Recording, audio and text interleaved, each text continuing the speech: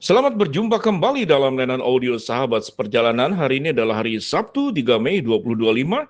Tema renungan saat teduh kita dengan judul Roh yang Menyala-nyala. Firman Tuhan terbaik dalam Roma 12 ayat yang 11 sampai dengan ke-12. Janganlah hendaknya kerajinanmu kendor, biarlah rohmu menyala-nyala dan layanilah Tuhan. Bersukacitalah dalam pengharapan, sabarlah dalam kesaksakan, dan bertekunlah dalam doa. Mari kita berdoa. Bapa yang di dalam surga, biarlah kami memiliki prinsip hidup yang benar, dan selain kami memiliki prinsip hidup yang benar, kami menjalankan prinsip hidup yang kami miliki pun dengan benar. Dalam nama Tuhan Yesus kami berdoa, amin. Shalom sahabat perjalanan yang dikasihi Tuhan, roh yang menyala-nyala. Kalau kita berbicara tentang prinsip hidup, setiap orang punya prinsip hidup yang berbeda-beda satu dengan yang lain, dan kita akan belajar bagaimana prinsip hidup itu di bawah terang kebenaran firman Allah. Ada orang yang sangat mementingkan yang namanya itu harga diri, dalam tanda kutip dalam pemahaman mereka. Kalau ada orang yang kemudian mempermalukan mereka, menghina mereka, atau mengganggu salah satu anggota keluarganya, mereka berani mati, bahkan tarung secara fisik pun mereka akan lawan, bahkan pakai senjata pun tidak masalah. Kebiasaan-kebiasaan di dalam sebuah prinsip hidup dalam suku tertentu, negara tertentu, itu terjadi di mana-mana. Namun setiap prinsip hidup tentu ada alasannya, karena mereka tidak mau diinjak-injak, mereka tidak mau dihina, mereka melakukan sebuah pembelaan diri yang sebaik mungkin. Namun suatu kita belajar tentang prinsip hidup dari kebenaran firman Allah, di dalam Roma 11 ayat 12 dikatakan, janganlah hendak kerajaanmu kendor, dan biarlah rohmu menyala-nyala, dan layanilah Tuhan. Tatkala kita berhadapan dengan sebuah kondisi yang buruk dari orang yang kemudian memperlakukan kita dengan buruk, maka fokus kita siogianya adalah fokus kepada reaksi daripada orang lain. Sahabat seperjalanan, kita tidak bisa menghindari orang menghina kita.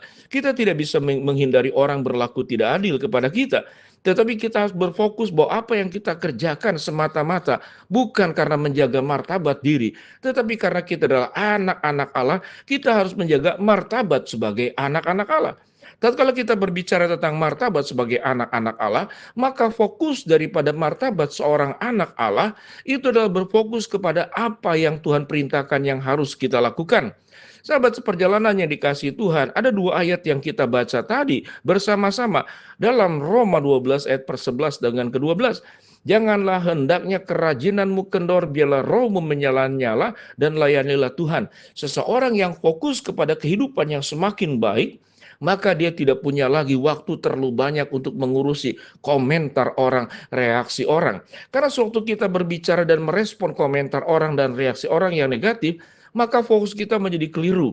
Prinsip hidup kita siogianya tidak menjaga martabat harga diri pribadi, karena harga diri manusia siogianya biasanya dalam keberdosaan.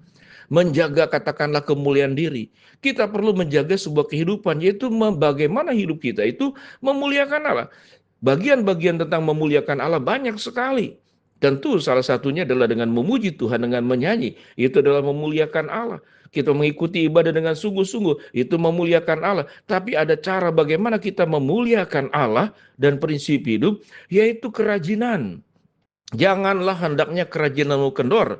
Prinsip hidup yang dikatakan janganlah hendaknya kerajinanmu kendor, itu dikaitkan dengan biarlah rohmu menyala-nyala, kemudian dikaitkan juga dengan layanilah Tuhan. Tiga bagian ini siogianya menjadi satu bagian yang bersatu dengan yang lain. Orang yang rohnya menyala-nyala, dia akan rajin dan tidak kendor. Orang yang melayani Tuhan, rohnya akan menyala-nyala dan dia tidak akan kendor atau tidak akan malas. Sahabat seperjalanan yang dikasihi Tuhan, tentu nasihat untuk hidup dalam kasih dari bagian firman Tuhan dalam kitab Roma ini. Di sini berbicara tentang contoh yang dilakukan oleh Paulus sendiri, yang sudah melewati masa-masa sebuah kehidupan berjalan bersama dengan Allah. Bagaimana Paulus menggebu-gebu di dalam melaksanakan amanat agung Tuhan ke berbagai tempat, sampai melakukan perjalanan misi 3 kali. Sebagai anak Tuhan pun kita sama, tentu ada beda hal dalam pekerjaan kita. Paulus memang sepenuhnya menjadi seorang penginjil. Tetapi kita juga bisa menjadi penginjil dalam kehidupan keseharian kita. Bagaimana hidup kita itu menggambarkan Injil yang kita percayai. Injil adalah kabar baik. Injil adalah kabar sukacita. Injil adalah tentang kasih Kristus yang kita sampaikan kepada orang lain. Maka kehidupan kita harus penuh dengan kasih. Kehidupan kita harus penuh dengan kabar baik.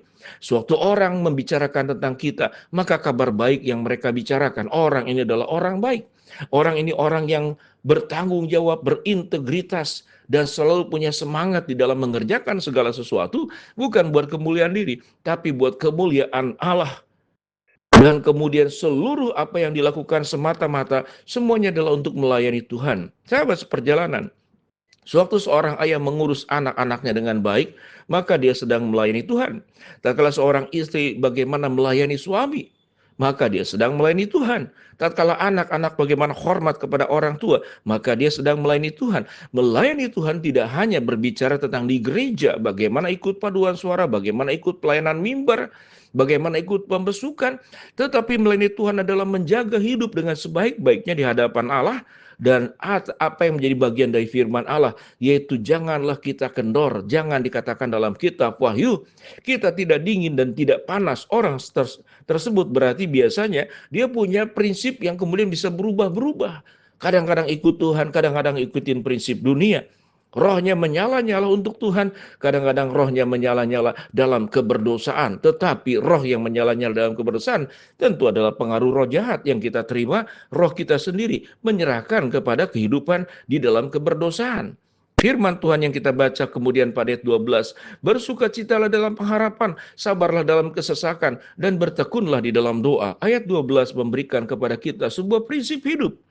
Tatkala kita dalam kesesakan, kita dalam masalah, kita dalam menghadapi berbagai macam ancaman, mungkin perlakuan tidak adil dari pihak lain, firman Tuhan berkata, bersukacitalah dalam pengharapan. Mengapa demikian? Karena Tuhan itu yang membela kita. Setiap perlakuan yang buruk yang terjadi kepada kita, kita tidak perlu melakukan pembelaan yang secara berlebihan, secara proporsional mungkin baik-baik saja, agar sosial ini ada kendalinya. Kita tidak membiarkan orang berbuat jahat dengan semau-maunya. Tetapi kita bersukacita dalam pengharapan. Karena pengharapan kita sewaktu kita mengalami kesesakan dan kita bersabar, Tuhanlah yang menolong kita. Bagaimana caranya? Ayat 12 pada bagian terakhir dikatakan, dan bertekunlah di dalam doa. Di sini adalah bagian yang sangat penting. Di dalam menghadapi seluruh kehidupan, menghadapi berbagai macam kesulitan, bertekunlah di dalam doa. Kemudian prinsip hidup yang kita harus miliki adalah biarlah roh kita menyala-nyala, kerajinan kita tidak kendor, dan seluruh apa yang kita lakukan semata-mata hanya untuk kemuliaan Allah. Berfokuslah kepada Tuhan, bukan berfokus kepada masalah. Berfokuslah kepada kebaikan-kebaikan Allah, anugerah-anugerahnya yang sudah dilimpahkan kepada kita. Bukan berfokus kepada ketidakadilan yang kita terima. Bukankah Kristus sendiri sudah mengalami, menerima berbagai macam perilaku ketidakadilan. Tapi Yesus berdoa dan berkata, Tuhan ampunilah mereka, sebab mereka tidak tahu apa yang mereka perbuat. Pada bagian firman Tuhan ini kita boleh melihat bahwa hidup seseorang yang memiliki prinsip hidup yang benar, hidupnya itu akan benar, rohnya akan menyala-nyala, kerajinannya tidak kendor. Seluruh yang kita lakukan semata-mata siogianya adalah untuk melayani Tuhan, untuk kemuliaan Tuhan, dan bukan untuk hal-hal yang lain. Sehingga hidup kita sungguh-sungguh akan punya pengharapan di dalam kesesakan, bersuka cita di dalam kesesakan, sabar di dalam menanggung segala perkara yang terjadi kepada kita. Dan tatkala kita tidak sanggup, maka ada satu sarana bagaimana kita dikatakan dalam firman Tuhan, bertekunlah di dalam doa. Biarlah kita menjadi orang yang pribadi-pribadi pemenang dalam hidup ini bersama dengan Tuhan. Mari kita berdoa. Bapa dalam surga, terima kasih buat kebenaran firman Allah yang kami pelajari. Hamba-Mu berdoa buat sahabat seperjalanan yang sakit. Tuhan jamah sembuhkan, sahabat seperjalanan yang sedang menghadapi masalah, Tuhan bukakan jalan. Bagi yang sedang berdoa mengharapkan sesuatu, Tuhan kabulkan dengan cara dan waktu Tuhan yang terbaik. Dalam nama Tuhan Yesus kami berdoa. Amin.